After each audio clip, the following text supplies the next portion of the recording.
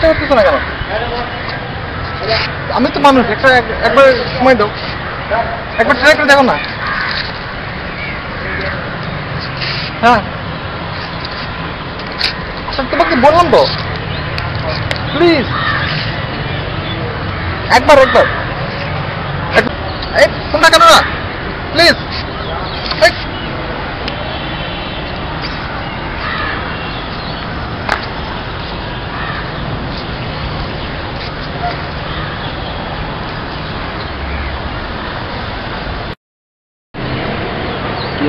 মন খারাপ? অনেকদিন থেকে পরিচয়, ওকে অনেক বুঝেছি, সেই স্কুল থেকে অনেক বুঝেছি, অনেক ট্রাই করছি, কিছু বুঝতে চায় না। অনেক চেষ্টা করছি, যে বলছি যে একবার শুধু ট্রাই করো, বুঝলাম। তোকে ভালোবাসে না এজন্য খারাপ লাগে?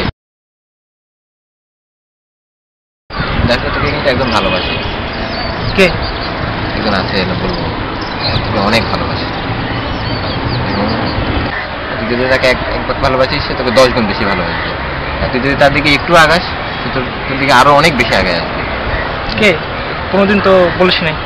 আমি তো এরকম কি একজনকে খুঁজছিলাম অনেকদিন থেকে। তুই কি জানিস যে আমাদের আল্লাহ আমাদেরকে আমাদের চেয়ে বেশি ভালোবাসে? এরকম ধর্মীয় কথা ভাবছে, এটার ভেতরে ধর্মীয় ব্যাপারটা আমার কিরকম দেখা যায় না? আসলে দেখ, এই যে তুই ধর্মীয় কথা শুনে খেয়েছিলি তো তোর আজকে মন খারাপ, তাই না? দেখ, আসলে এইভাবেই জীবন চলে যায়। দেখ, তুই আল্লাহকে ভালোবেসে দেখ, অন্তত তোর যে মন খারাপ আছে আজকে, এই মন আর খারাপ থাকবে না। তুই আল্লাহকে একটু ভালোবেসে দেখ, আল্লাহ তোকে অনেক বেশি ভালোবাসে।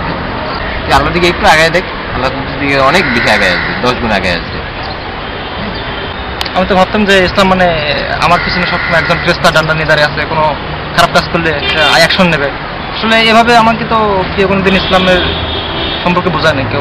ব্যাপারটা হচ্ছে এরকম দেখে যে ইসলামের রুলস ফলো করতে দিচ্ছি না, এই কারণেই তো বিভিন্ন কারণে আজকে মন খারাপ হয়ে গেছে। কিন্তু আমি ফলো করতেছি, আমার মন তো ভালো আছে, আমার মন তো কোনো খারাপ হয়নি, তাই না? ইসলাম মানে যে ভয়ের ব্যাপারটা তো এরকম না, অনেক কিছু খুশির ব্যাপার আছে। আমরা যে ভালো কাজগুলো করতেছি এরা তো শুধুমাত্র জাহান্নামের ভয়ে নয়, আমাদেরকে যে শাস্তি দেওয়া এর ভয়ে নয়। আমরা আল্লাহ ভালোবাসি, আল্লাহর কাছে আমরা প্রতিদান করি, এইভাবে তো আমরা এগুলো করি, তাই না?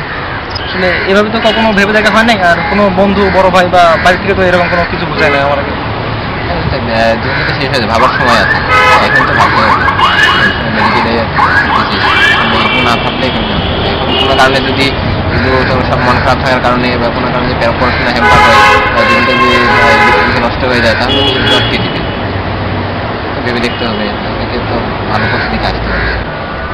এই নামাজের সময় চল, নামাজ পড়ে।